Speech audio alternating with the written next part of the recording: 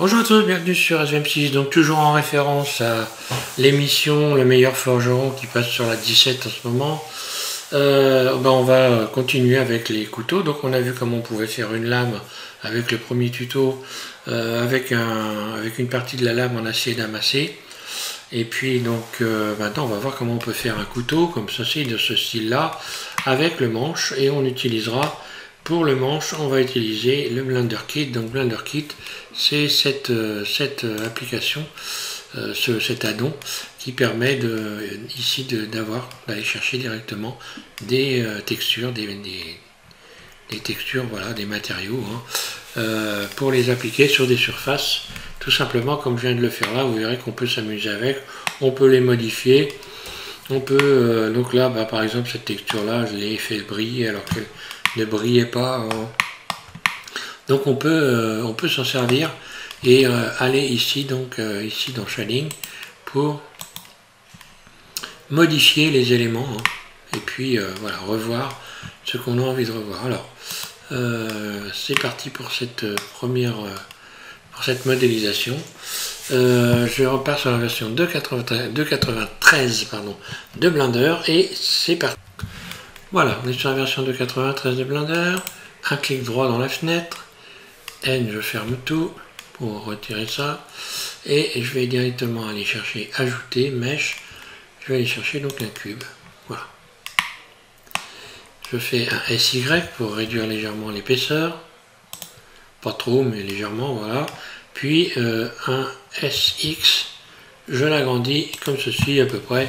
Donc les dimensions, ce sont des éléments que l'on peut modifier en permanence, donc c'est pas la peine d'aller chercher à se casser les pieds à chercher des dimensions, puisque de toute façon vous pouvez les changer à volonté. Donc SX, voilà, on va faire ça un peu moins grand, voilà, à vue d'œil.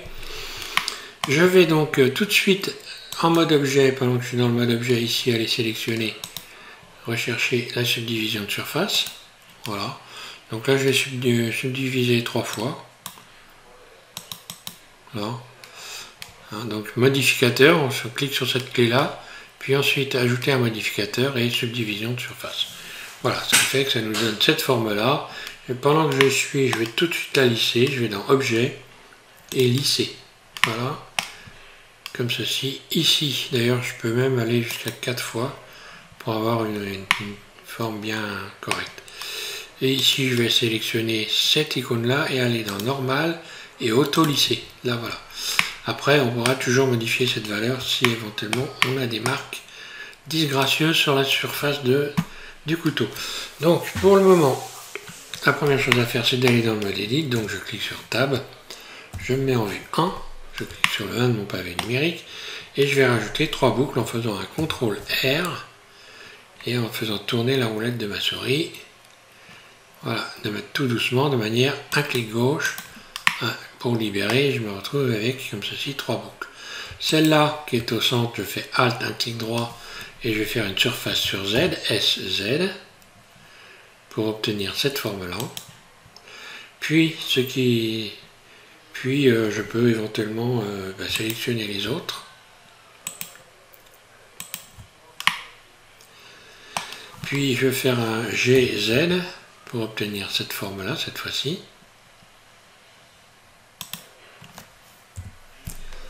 Voilà. Bon, après c'est à l'appréciation de chacun. Je vais mettre en mode transparent, Alt Z, comme ça. Là je suis en mode transparent, je vois donc la face qui est devant moi, mais également les éléments qui sont derrière. Ce qui fait que quand je fais des sélections, c'est par exemple ici, si je fais un GZ, je peux donc, voilà, obtenir ceci, modifier, sélectionner tout ce qui va derrière en supplément. Alors ensuite, bon, pour ce qui est du manche, après on peut le faire suivant comme on aime, voilà, ça je peux, si je fais un GZ, avoir un manche un peu plus creusé là. Si je sélectionne le bout ici, vue 1, que je fais donc extrude, voilà, extrude, puis extrude une nouvelle fois, puis je vais faire une surface, je vais augmenter la surface ici G, X, puis GZ, vue 1, G, X, voilà. Là, je peux modifier la surface sur Y, SY, voilà, pour donner cette forme-là, éventuellement. G, Z,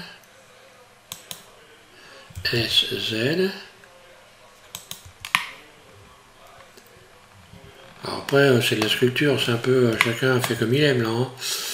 Ici, par exemple, bon, bah là, je vais essayer de retrouver plutôt un angle, je vais faire un GZ de manière, voilà, un peu moins courbé, de manière à avoir une lame qui va dans un prolongement ici. Donc pour avoir la lame qui va dans le prolongement, on va déjà faire une garde, donc je me mets en vue 1. Je vais faire extrude. Tout de suite, je bouge ma souris, hein. Voilà. Ensuite, je vais sélectionner en mode face, par exemple, je clique ici sur face, ou je clique sur le 3 au-dessus de AZERTY, et je vais faire Shift, Alt, un clic droit pour sélectionner ici toute la pointe. Et là, je vais utiliser, tout de suite, je vais faire un Alt, E, et je vais utiliser ici Extrude Face au long des normales. Je fais un clic, je bouge ma souris. Alors là, j'aurais pas dû sélectionner la face avant, donc je recommence. Je sélectionne uniquement, je sélectionne tout, voilà, uniquement le tour. Sinon, oui, quand je fais une extrude, ben voilà, hein, Alt E et extrude face selon les normales, voilà. Je bouge ma souris. Donc là, ça me donne ça. Maintenant, je vais faire un GZ pour venir faire en sorte que la base ici soit un peu plus longue qu'en haut. Je peux éventuellement faire appliquer une rotation, puis un GX. Alors là, si je fais un GX, il faut que je sélectionne la face qui est devant ici. En fait, toutes les faces qui sont là. GX. Et après, je vais sculpter. Donc, bon, on voit bien que c'est trop épais. Donc là, je vais sélectionner par exemple cette face-là qui n'est pas bien droite. Et je vais lui appliquer une rotation de manière à la mettre à plat. Puis un GX par exemple, voilà, pour venir rentrer légèrement comme ceci. R, rotation, voilà, je mets bien à plat. Puis je pourrais... je vais sélectionner tout le tour, Alt, un clic droit, faire une surface sur X, SX. Voilà, parce que c'est un peu trop épais. Ou alors, si je veux réduire l'épaisseur, je sélectionne ici toutes ces faces-là. Voilà, je me mets en vue 1. Et puis, j'utilise la poignée ici de déplacement, par exemple. Et voilà. Et donc là, la poignée de déplacement, comme ça, je peux donc aplatir légèrement. Voilà. GZ pour venir remettre ça bien dans l'axe, voilà. Et voilà comment on peut faire pour avoir... faire une garde du couteau. Alors peut-être qu'en bas elle serait un petit peu basse, hein. Donc dans ces cas-là, hop, je sélectionne vertice, je me mets en mode transparent, donc Alt Z, vue 1, C, et puis je peux modifier comme ceci, comme ceci.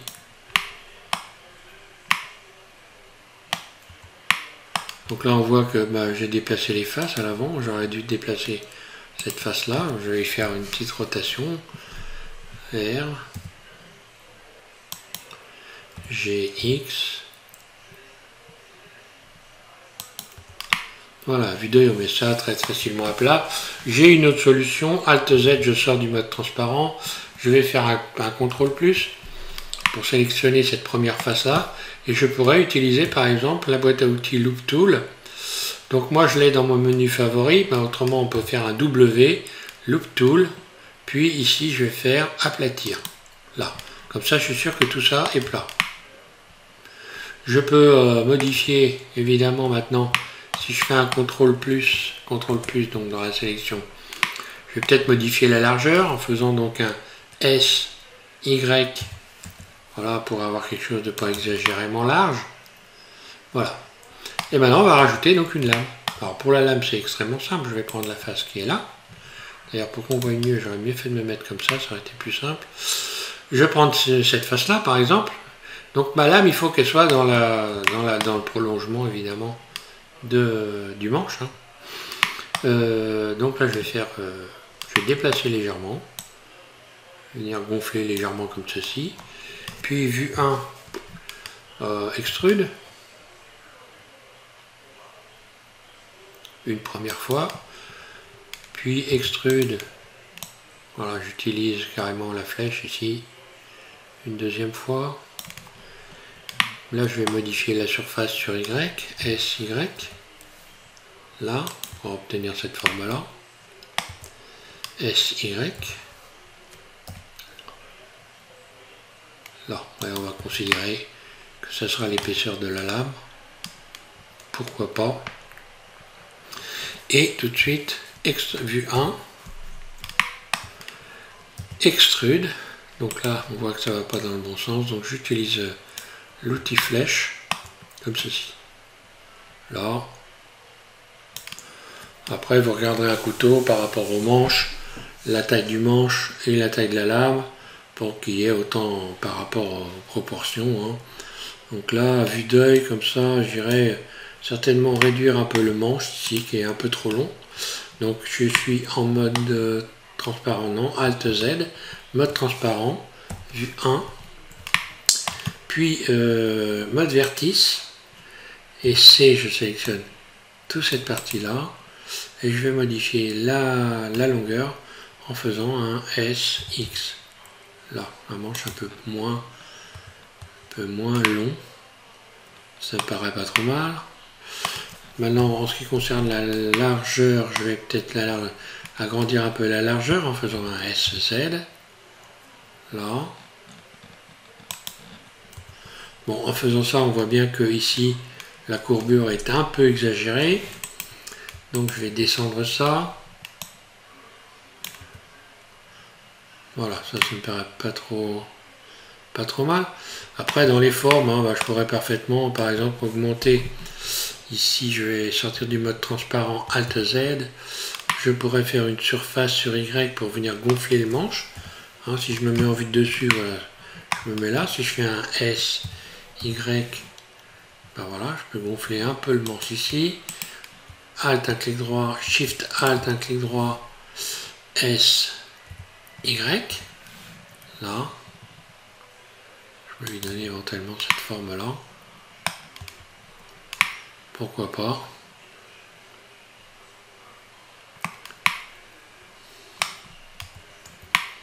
Voilà, là je vais donc rajouter des boucles de manière ici. Alors, CTRL R, je rajoute une boucle sur la lame. Hop là. Je recommence, CTRL R, un clic gauche. Je vais venir retendre les surfaces ici. Là. Également ici, je vais rajouter une boucle là pour avoir des formes bien propres. Je retends donc les surfaces. Hein. Là, juste, je rajoute deux boucles. Voilà, histoire d'avoir quelque chose d'assez sympa. Comme ceci. Alors, on va voir la pointe. On a vu déjà une première fois comment on pouvait faire les pointes correctement. Donc, j'ai rajouté une boucle ici. CTRL R, un clic gauche. Et ici, je fais glisser ma boucle. Puis, donc, en mode transparent, donc je regarde, est-ce que je suis en mode transparent? Oui, puisque je vois l'arrière.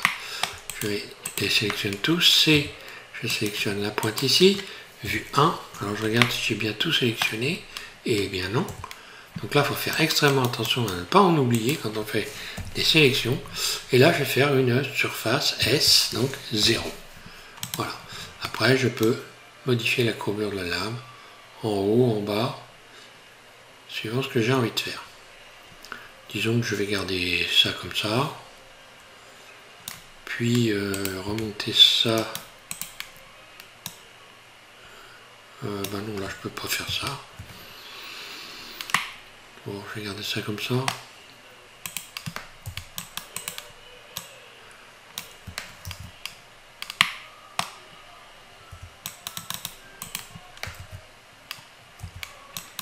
Oui, je comprends, j'étais pas en mode transparent. Bon, je vais garder cette lame comme ça, voilà, légèrement courbée. Et donc maintenant la forme de la lame. Donc là on voit que la lame n'est pas très épaisse. Je pourrais éventuellement, si je voulais faire une lame plus large, je pourrais sélectionner les faces qui sont là, par exemple. Donc après il faut travailler sur les sélections. Hein. Toutes ces faces là, celle-là.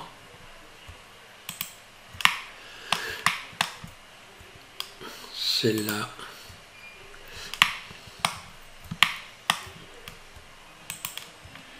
Et celle-là. Et tenter d'abaisser un peu l'ensemble. Voilà, pour venir augmenter un peu la largeur de la lame. Donc je vais regarder si je n'ai rien déformé. Manifestement non, ça passe très bien. Voilà. Là. Il n'y a que la pointe évidemment qu'il faut que je retravaille ici, puisque j'ai abaissé l'ensemble. Donc je vais resélectionner ici tout ça. S0.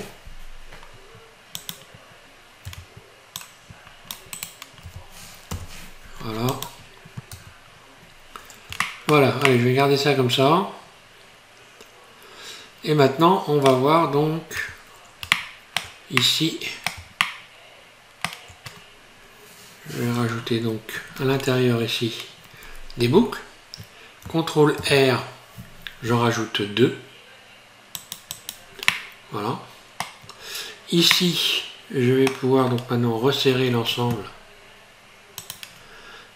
Là. Voilà. Alors là, comme c'est un peu plus large que la normale, hop, je sélectionne les deux et je vais remettre ça comme il faut. Pour avoir la bonne largeur. D'ailleurs, l'idéal, ce serait que ça suive quand même un peu la lame. Quoique, c'est pas une obligation, comme ça, ce serait pas mal.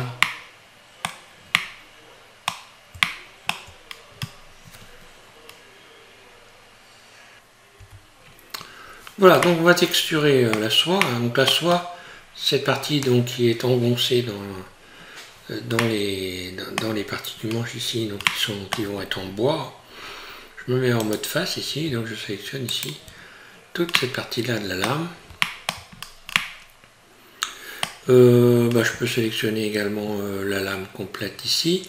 Donc là, pour faire ça, je peux faire Shift, CTRL, ALT, un clic droit. Ça me sélectionne tout le tour. Là, je vais faire pareil. Shift, ALT, CTRL. Shift, CTRL, ALT, un clic droit. Voilà, comme ça, je sélectionne tout le tour. Et je vais donc appliquer donc une texture métal directement à cette partie-là.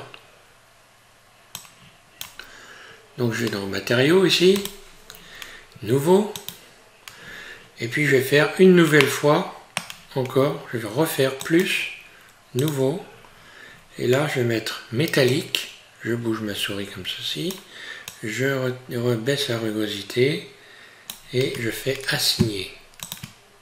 Ce qui fait que lorsque je retourne ici dans le mode où on peut voir les matériaux, voilà ce que ça me donne. Donc on voit que la soie elle est bien là, voilà. Ok, et donc la lame, pour venir ramener les matériaux correctement, je rajoute une boucle en faisant un CTRL R et je la ramène au bout comme ceci. Là. Donc je retends ma surface. Si je veux donner donc une texture particulière à la garde, donc cette partie-là, pour faire simple, il y a un truc qui est extrêmement simple à faire.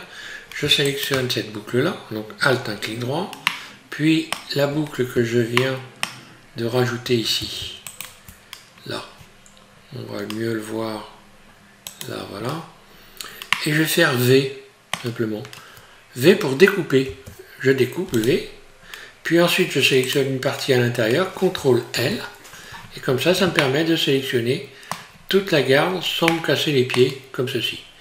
Là, je vais donc appliquer un matériau, et après je pourrais utiliser le matériau justement, donc plus, pour sélectionner ici, voilà, donc je rajoute le matériau, métal, rugosité, et puis je vais faire assigner. Là, lorsque je reviens ici, j'ai donc un matériau différent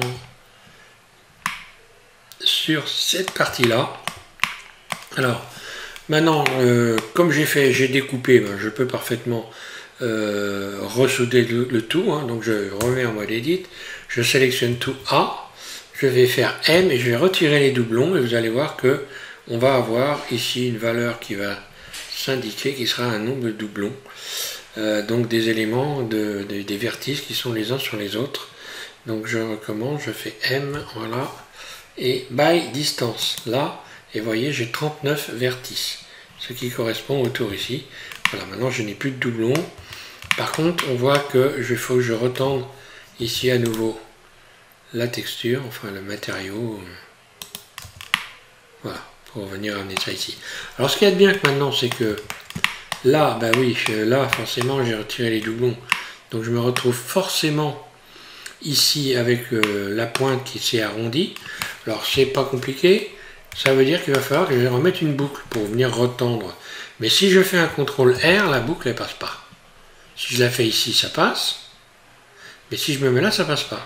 Donc il y a un moyen très simple pour que ça passe, on sélectionne tout, et on va utiliser ici l'outil à bisecter. Donc ce même outil que l'on va retrouver probablement ici dans les outils, je ne sais plus trop où,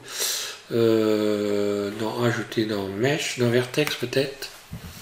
Non, ça doit être dans Mesh.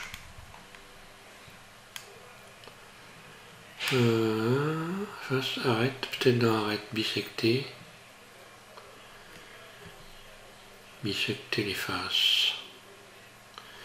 Donc moi je rappelle que je fais des menus, hein, des menus de préférentiel. Où c'est qu'on retrouve bisecter? Tiens, c'est pas mal ajouté, non c'est pas possible. Ça devrait être là. Voilà, c'est là, bisecter. Hop. Vous cliquez ici et vous faites un clic gauche ici dans la fenêtre et vous tracez un trait, comme si vous traciez un trait avec un crayon. Donc j'appuie à gauche en continu avec ma souris et je lâche après avoir fait un trait. Ce qui fait que là, cette fois-ci, j'ai bien réussi à traverser complètement. Là. Maintenant, je vais faire un double G et venir recréer la pointe sans aller vraiment jusqu'au bout, que sinon ça va encore créer d'autres doublons. Voilà. Ok, donc là, ben, on va tracer justement ici une forme. On va réduire la base de la lame pour venir la transformer, donc lui créer un tranchant. Donc là, pour qu'on puisse mieux voir, je me remets dans ce mode là et je vais sélectionner par exemple eh bien ces faces là. Donc mode face, je clique sur le 3 au-dessus de AZERTY, C, je viens sélectionner ça, peut-être pas cela d'ailleurs, et les faces qui sont en dessous, je vais les réduire.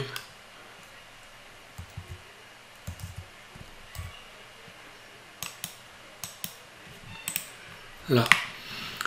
Donc là, je vais faire une surface sur Y pour venir aplatir de manière à faire un tranchant. Et je regarde là bien ce que ça donne parce que là, j'ai pas. Je vais désélectionner ces faces-là. Alors, on va faire un SY. Et je fais bien attention à ne pas aller trop loin. Je recommence, SY.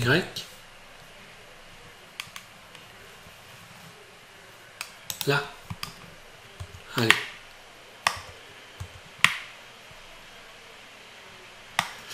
Voilà ce que ça donne. Donc là, je suis censé avoir un tranchant. Après, le couteau, on peut lui donner évidemment n'importe quelle épaisseur. Hein. Après, je peux parfaitement dans le mode objet, faire un SY hein, pour modifier son épaisseur globale. Voilà, il est un peu plus large. Pourquoi pas. Je peux venir ici mettre ces faces-là à plat. Voilà, je vais les sélectionner. Alors ça, c'est vraiment à la fin qu'il faut faire ça. Mais voilà, je pourrais mettre ça à plat.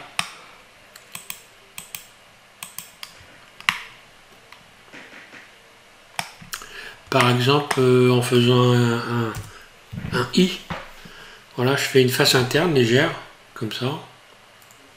Et là, voilà, j'ai la lame qui est bien plate ici. J'ai fait une face interne. Voilà, donc on va revenir sur les matériaux maintenant, puisque là, ce qui va nous intéresser, ça va être les matériaux.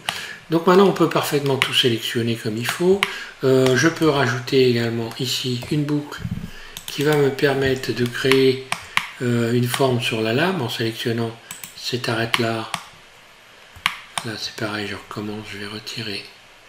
Voilà, celle-là, puis celle-là et celle-là. Là. Comme j'ai fait sur l'autre lame, sur la lame précédemment, je vais faire un CTRL B, pas P mais B, hein. Je bouge ma souris, je fais un petit tour de roulette pour rajouter juste une boucle en plein milieu, un clic gauche, je libère. Maintenant je vais faire un CTRL- pour ne garder en sélection que la petite boucle que j'ai mis au milieu ici. Alors là elle est désélectionnée, alors attention.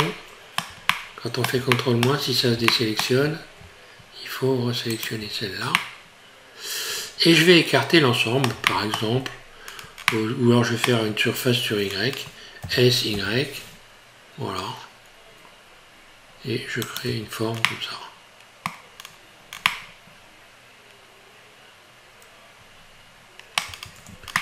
Pour accentuer les choses, je peux, par exemple, ici je vais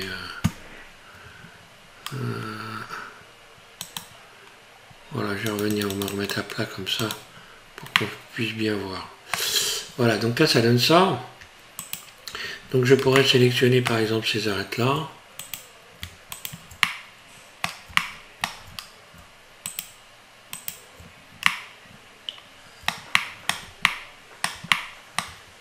Puis les abaisser un peu, GZ, là. Puis faire pour creuser un peu, soit utiliser voilà, cet outil-là pour venir un petit peu donner une forme comme ça à la lame, un peu comme ceci. Là. Des deux côtés. Là encore une fois, il faut y aller doucement pour ne pas passer de l'autre côté, pour pas que les surfaces se croisent. Là, bon ben voilà. Hein. Allez, je vais resélectionner la pointe ici, vue 1, parce que je vois qu'il y a un petit méli-mélo là. Donc c'est très simple, on sélectionne tout C là. Puis, donc je mets en mode transparent. C, voilà, pour bien sélectionner tout ça, uniquement ça. Puis surface S0, là, voilà. Une belle pointe. Pas de problème. Alors là encore une fois on peut modifier la lame hein, en rajoutant une boucle ici, donc CTRL R, G, Z, voilà comme ceci, ou alors ici maintenant G, Z comme ceci. Je peux donc incliner le manche différemment, c'est ce que j'ai fait déjà sur le couteau que j'ai fait donc en démonstration. Donc pour faire ça je me mets en mode transparent, puis je vais faire B et sélectionner tout ça là, rotation,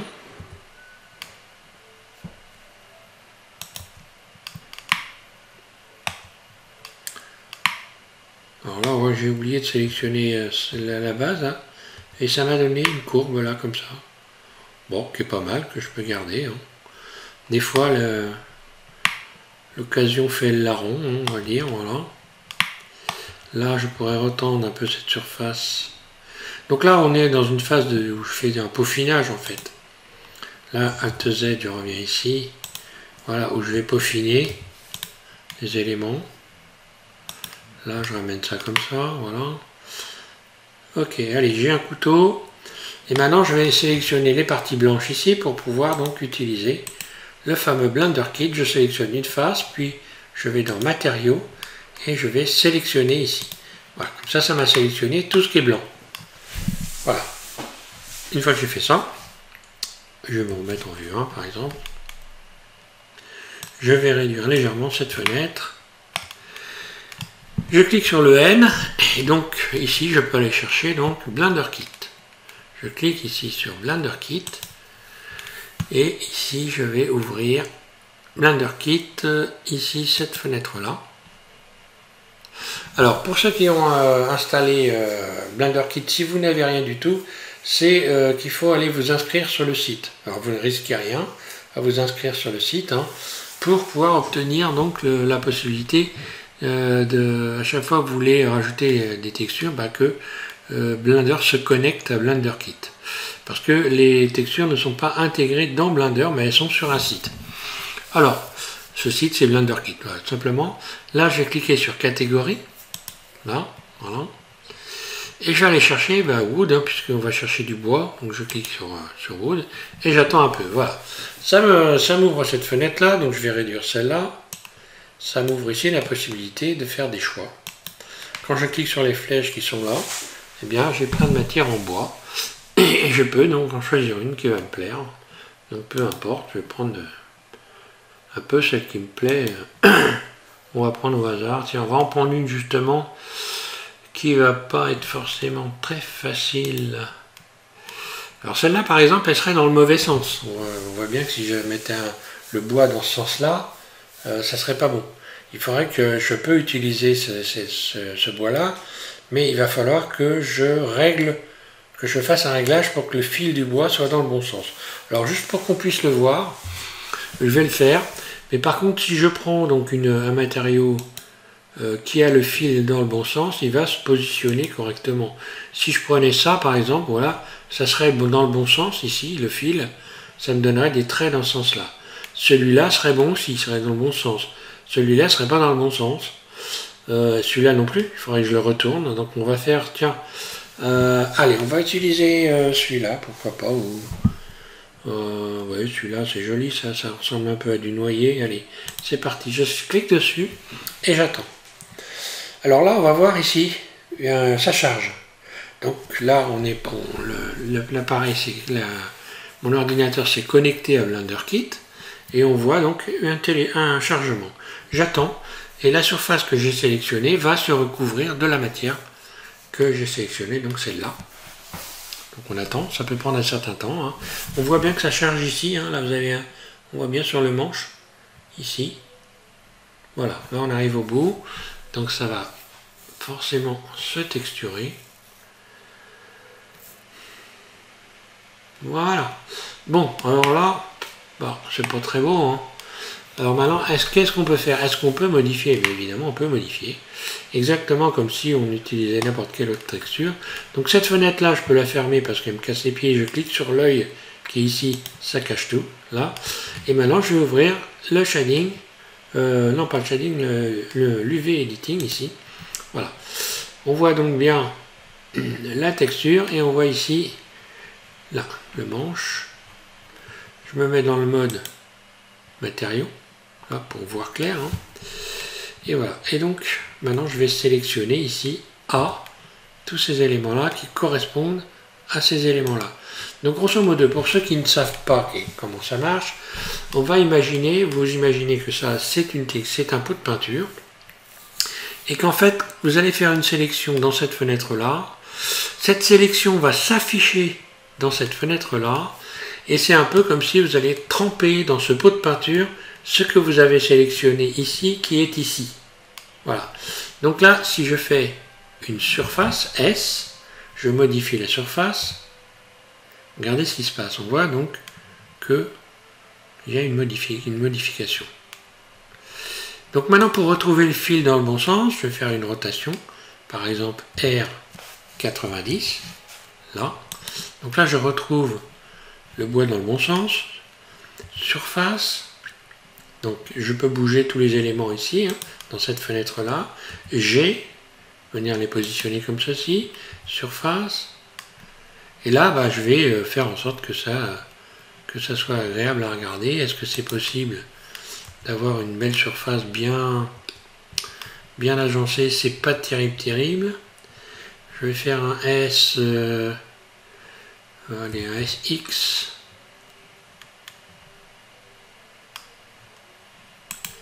SY.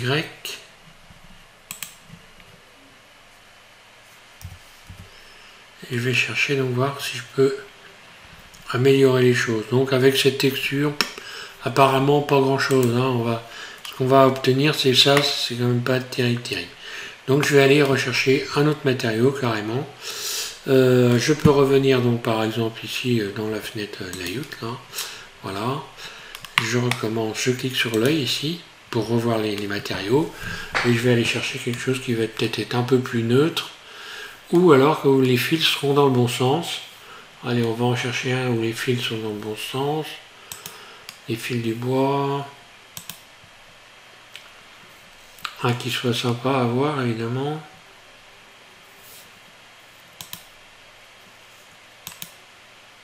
C'est toujours pareil, ça reste à l'appréciation de chacun. Hein. Alors, il y en a beaucoup, hein. Je clique à chaque fois. Hein. Tiens, allez, j'en ai eu un qui me paraît. Tiens, je vais prendre celui-là, voilà. Allez. Basique, simple, blanc, voilà. On va voir donc là une barre de charge. Alors comme c'est une texture qui est assez légère, ça va très vite. Et là, ça va se transformer, voilà. Là. Donc forcément, il faut que je revienne dans le... Ici, dans le V-Editing, voilà. Et là, pareil, surface. Je vais tenter de voir ce que je peux faire. Si je fais une rotation...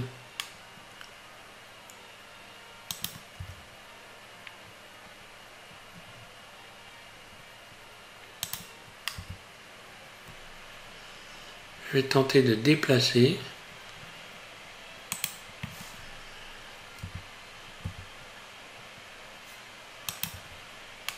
Qu'est-ce que ça me donne, ça? Ouais, c'est moyen. Allez, on va se faire plaisir. Hein. Aller chercher autre chose. De moins... Alors, je vais en prendre une que j'ai déjà utilisée. Plusieurs fois. Tiens, celle-là, il n'y a pas trop de... Tiens, celle-là, elle me paraît pas mal. Allez, on va voir.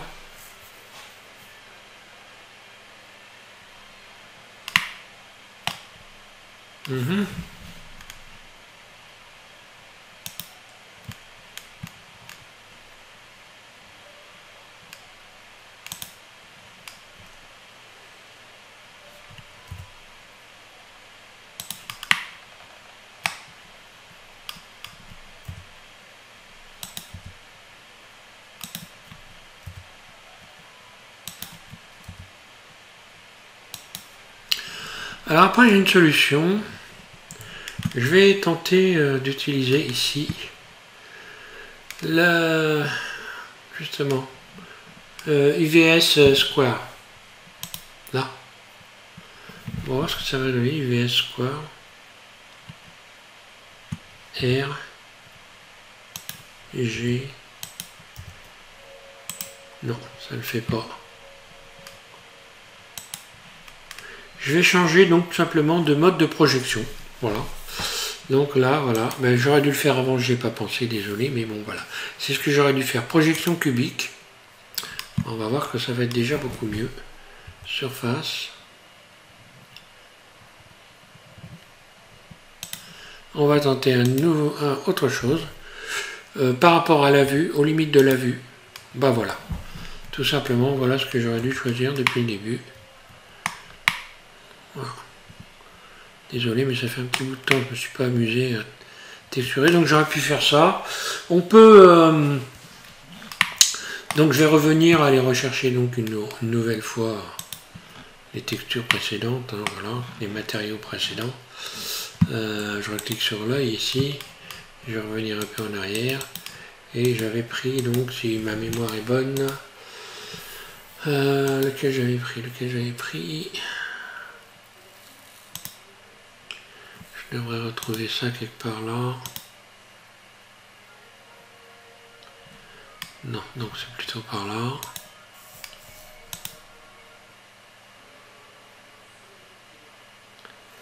Voilà, je vous avais pris celle-là, j'avais dit qu'il allait falloir remettre la texture. Eh bien voilà, je vais la sélectionner. D'ailleurs, j'aurais pas eu besoin de la sélectionner puisque maintenant, à partir du moment où je l'ai chargée, on les retrouve ici, les textures. Hein. Là, elles sont toutes là. Voilà. Donc j'avais pris celle-là, ça n'allait pas. Bon, bah, on va la modifier. Donc je vais fermer l'œil, là, voilà. Je reviens sur UV Editing, voilà. Et je vais changer le mode de projection ici. On va aller chercher aux limites. Voilà, et j'ai ça. Et donc là, je vais pouvoir le retourner en faisant une rotation à partir d'ici. Là. Une surface. Bon, voilà. Bon, là, ce serait pas joyeux, mais bon. On va dire peut mieux faire. Après, il faut chercher. Hein. Quelque chose de peut-être un peu plus neutre. Qui soit plus joli, évidemment, un peu plus brillant hein, pour un manche. Et je vais revenir à quelque chose de plus lisse. Tiens, ça c'est joli ça. Allez hop. On va voir ce que ça donne.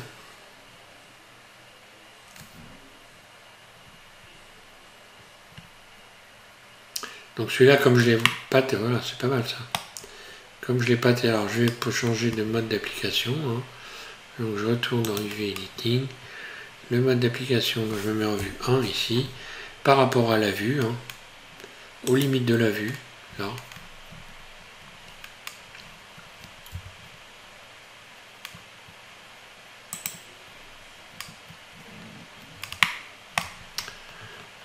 Où est passée mon image? Ça doit être ça, c'est ça.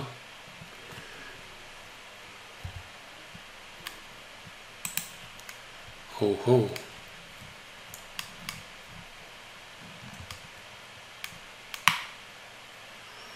Bah ça c'est pas trop mal hein.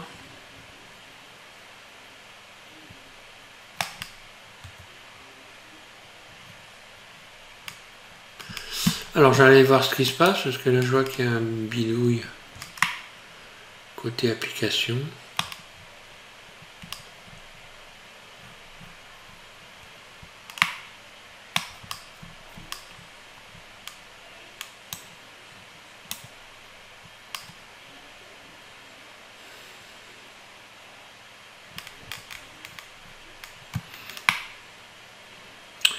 Ouais.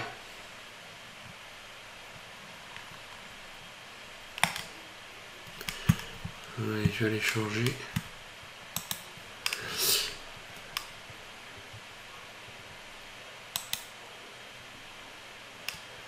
Je vais tenter donc le cubique, voir.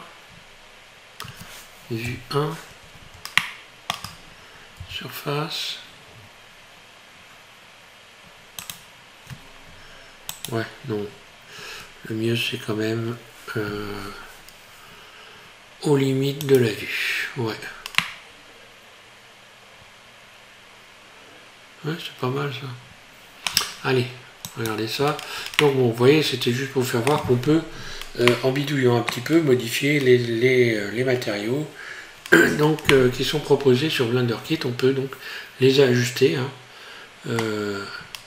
Bon, voilà, là j'aurais pu faire mieux, hein, évidemment, mais bon. Là c'est juste pour vous faire voir hein, que vous pouvez donc ajuster les éléments. Alors, bon, j'ai pas mis donc les rivets, hein. Ici on peut mettre des rivets, évidemment, j'ai pas mis des rivets, il suffit de rajouter des rivets hein, avec des tubes, tout simplement, pour donc pour donner donc l'aspect final. Voilà, bon bah je vais m'arrêter là, hein. Après je peux modifier tous les éléments encore, les surfaces, les éléments les uns après les autres, c'est un peu comme quand on fait une sculpture. Voilà, si je sélectionne tout, que je fais un SZ, je Je peux lui donner une forme plus comme ceci. Revoir la base du manche ici. Si je mets en mode vertice, Alt, Z, en mode transparent, C, ici je pourrais modifier la surface, par exemple. Rotation, comme ceci, voilà. SY.